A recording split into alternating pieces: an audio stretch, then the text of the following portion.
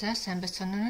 Өнөөдөр бид танарт энэ Excel 10-ийн хичээлээр VLOOKUP гэдэг энэ формулаг үзүүлээ. Энэ айгүй хэрэгтэй энэ айгүй хэрэглэгддэг маш их хэрэгтэй юу томьёо байгаа. За тэгэхээр энийг Excel дээр хэвлээ яаж хийдгийг үзүүлээ.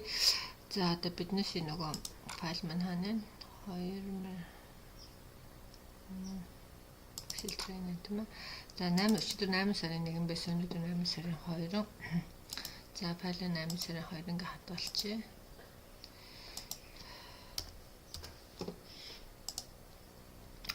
За өнөөдөр юу тэр VLOOKUP-ыг яаж хийх вэ гэдэг үзүүлээ. За энийг бүгдийн тэмдэглэлд авах болгочихъя. За тэгэхээр бид нар ер нь бол ингээд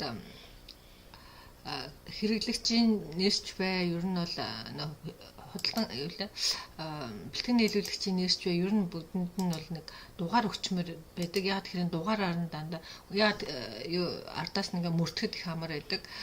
Нэр бол яг гэхээр нэр бол айгүйх давхарддаг тийм ээ. Хүмүүс нэрээ бас нөгөө янз янзаар бичдэг үсэн үсгийн алдаа гараад идэг учраас энэ дугаарлах бол айгүй чухал байдаг. За би тэгвэл хэрэглэгчтэй нэгдүгээр хэрэглэгчээ customer гэдэг антай нэгдүгээр customer-аа зас англи яваад харин хүмүүс ер нь ихэр таатай байна. Би нэг таатай биш нэ гэж боддог. За энийг ер нь ингэж хэдөө Монгол болгочихъя. Тэгвэл бас танаас амар авах гэж боддог. Хэрэглэгч нэг тийм ээ. За тэгвэл хэрэглэгч нэг одоо дорж юм цэцгийн нэр байгаа шүү дээ тийм ээ. За энэ 16-ыг хаалгачих. За тэгвэл хэрэглэгч нэгээ бид нар 10,010 гэдэг дугаарлчих. За тэгвэл хэрэглэгч за энэ юутэйг аффилиаттайгаа жоохон адилхан болох гэдэг нь дахиад нэг 100,000 гэж тавьчих. Хэрэглэгч олон хэрэглэгчтэй болох байлгүй гэж бодоод айгүй олон тоогоо тавьчих. За ингээд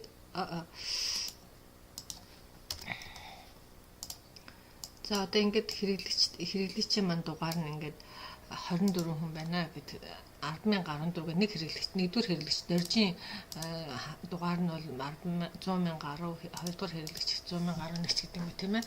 За одоо ингээд дугаарлцсан байна гэж бодъё. За нэрээр нь байсан ч болно л да. Гэхдээ би хэлээд байна тийм ээ. Нэр болохоор янз бүрийн нэр байдаг учраас аяг хэцүү. За тэгээ VLOOKUP-ыг яаж хэрэглэдэг вэ гэхээр за хэрвээ танд одоо нэг за энэ хэрэглэгч чинь дугаар танд байгаа эсвэл нэр нь ч юм уу байгаа байж болно тийм ээ. Тэгвэл бид нар энд шинэ юу яа тавьчих. За одоо чинь биднэрт энэ хэрэглэгчийн дугаар байж байгаа тийм үү. Гэхдээ бүгдээрээ биш зарим нь ч байж болно, зарим нь ч байхгүй байж болно. За шинэ одоо энийг delete хийчих тийм ээ. Энийг delete хийчих. Энэ байхгүй байгаа. За нэг хэдхэн цөөхөн хүний одоо ингээд хэрвээ танай менежер чинь ч юм уу за энэ хүмүүсийн мэдээллүүдийг цуглуулад иргээл чам даалгавар өгье л да тийм ээ. Тэгэх юм бол энэ хүмүүсийн нэр нь хаана гэдэг юм бол бид нар VLOOKUP ашиглаад энэ дээр нэрийг яхна одоо биднес нөгөө нэг айгу том файл байгаа шүү дээ. Одоо системээс нөгөө нэг юугаа репорт буюу тайлангаа хэвлж авчиж байгаа. Энэ хүмүүсийн мэдээлэл чамд хэрэгтэй байгаа байхгүй. Тэгэхээр энийг VLOOKUP хэрэглээд энэ нэр нь хийн тийм ээ хэдэн төгрөгийн борлуулалт хийсэн энэ хүнийг хэн олж ирсэн аффилиат дугаар нь хийн ингээд бүх мэдээллүүд энэ зөвхөн энэ одоо хүмүүсийн за зарим нь одоо хүмүүсийн мэдээллийг одоо тэр VLOOKUP-ыг ашиглаад юу яа гэж бодъё тийм ээ. За тэгэх юм бол за эхлээд хөдөлгөөн нэрийг оруулъя тийм ээ. За тэгэхээр VLOOKUP руугаа энэ дугаараа оруулчихын. За энэ юу ч хийж болно. Яг нөгөө тайлан дээр байгаа ямар нэгэн юм байх хэрэгтэй байхгүй. Тэгэхээр энэ дээр бол бид дугаараа оруулчихлаа шүү дээ тийм ээ. За тэгэхээр энийг бид нар нөгөө нэг энэ руугаа оруулж өгнө. Одоо энэ дээр нөгөө нэг бид саяын тэр дугаар чинь багш. Энэ яг байгаа дугаараасаа л эхэлнэ. Тэгэхээр нэрийг оруулах чинь нэр маань ингээд 2 дахь хигнэнд байна тийм үү. Тэгэхээр энэ дээдлэлт 2C гэдээ гараад ирж байгаа. Тэгэхээр энэ чинь 2 дахь багны ямиг та авах гэж байгаа мэдээллийг авах гэж байгаа гэсэн үг байхгүй юу? Нэгдүгээр багны мэдээлэл дээр үндэслээд 2 дугаар багны мэдээллийг авах гэж байгаа гэсэн үг байхгүй юу? Тэгэхээр та ингээ 2 гээд тэгээ энэ дээр 2-ын тог тавьчихна.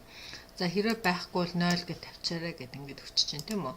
За тэгэнгүүт хэрэглэгч нэг гээд энэ хүний нэр нь ишүүд гараад ирж байгаа.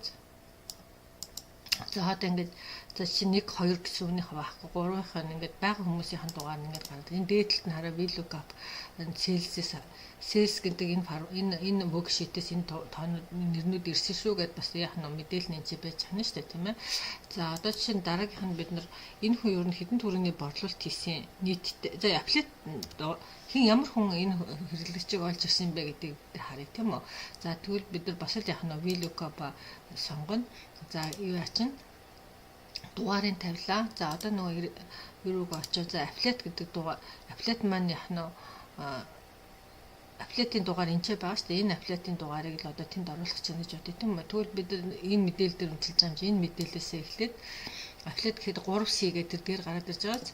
За тэгвэл тэнцэнэ 3-ыг тавиад за тэгээд 0 гэдэг тийм ээ. За тэгэнгүүт affiliate-ийн дугаарууд энэ ч гараад ирж байгаа байхгүй юу. За тэгэхээр энэ 1030 дугаартай affiliate бол энэ хэрэглэгчийг олж ирсэн байна ч гэдэг юм тийм ээ. За тэгвэл энэ хүн хизээ худалдаа авалт хийсэн бэ гэдэг дэйтийг оруулъя л да тийм ээ энэ чинь.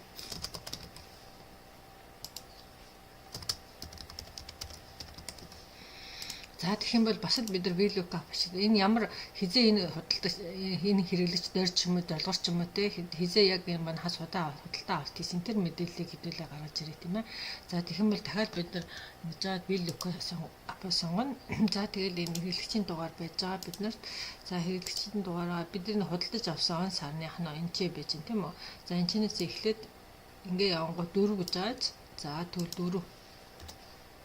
За тэгээд доотх нь 0. За энэ хүн 7 сарын 26-нд за тэгэхээр энэ худалдаж авсан өдөр энэ 31-нд худалдаж 7 сарын 31-нд худалдаж авсан байна гэж өдөр нь гараад чинь. За тэгвэл нийт борлуулалт нь хэд байгаа юм тийм ээ. Нийт борлуулалт нь хэдэн төгрөгийн борлуулалт хийсэн, нийт сэлсэн тийм ээ. Энэ хүн тэрийг гаргаж ирээ л да тийм ээ. За тэгэх юм бол бас л бид нар яг нь тэнцвүүгийн тэмдэг тавьж байгаа л VLOOKUP тавилаа. Дугаараад орууллаа. Орлогоо оржоод за одоо энэ дэр энэчнээс эхлэнтэй борлуулалт юм уу чинь бүр энэ чинь эм дээр байгаа шүү дээ хамгийн нийт борлуулалт. Тэгэх юм бол энэчнээс шууд ингэж татчихад энэ хар хийж байна 12-ийг гэж байгаа ч. Тэгэх юм бол би 12-ыг эхлээд нөгөө юу оруулах байна заавчлаар энэ дэр нөгөө энэ лого оржоод VLOOKUP энийг сонгоно шүү дээ тийм ээ. Энийг сонгоно. За тэгжээж нөгөө энэ хоёр дахь мөржин дээр арьер сонгохгүй.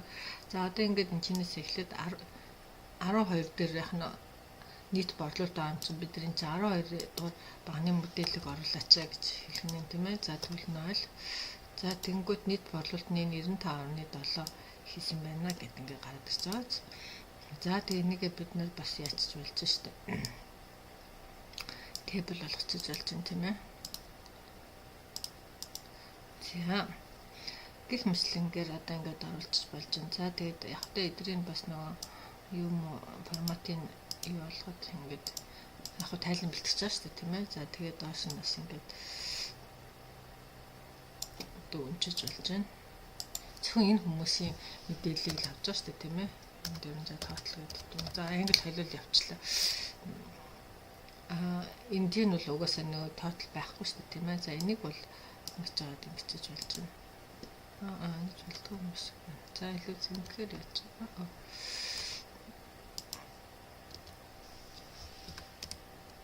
Сум гэхээр за 957 ч гэдэг юм тийм ээ. За ингэх мэтлэнгээ эдэр бол угаасаа дугаар байхгүй шүү дээ. За гэх мэтлэнгээр энд хүмүүсийн VLOOKUP-ыг хийж болдог. За жишээ нь одоо энэ нөө reconciliation гэдэг заримдаа нэг одоо таны банкны үлдээд тайлан яг банкнаас гарч өгсөн тайлан хоёрыг ингээ нийлүүлдэг одоо нэг тим юм байдаг. Танаас гэсэн тэрийг бас ховдоо хийж болно. Хэрвээ тэгэх юм бол тохируулга хийн тийм ээ. Одоо энэ тайлан жишээ авч штэ тийм ээ. Энэ тайлантай зөрчилж байгаа. Тэгэхээр энэ тайлан дээр байгаа хүмүүс энэ тайлан дээр байна уугүй юу гэдгийг шалгая л та. Тэгвэл бас л бид нар яг нь энэ чинь бид нар тэнцвүүгийн тэмдэг тавьж байгаа л VLOOKUP сонгол. За тэгээ энэ хүн тийм ээ. Энэ тайлан дээр байна уугүй юу гэдэг үзэх гээд байгаа байхгүй юу? Энэ тайлан дээр. За тэгэх юм бол ингэ чинь шүү дээ тийм ээ. Тэгин чинь нэгдүгээр байгаа юм чинь шууд нэгийг л тавьчих. Энэ чинь нэг тийм ээ. За тэгин чинь 0. За тэгэнгүүт яаж вэ? Бага хүмүүсийн дугаар байхгүй хүмүүсийн дугаар энэгээ байхгүй гэдээ гараад ирж байгаа. За ингээ харах юм бол бид нар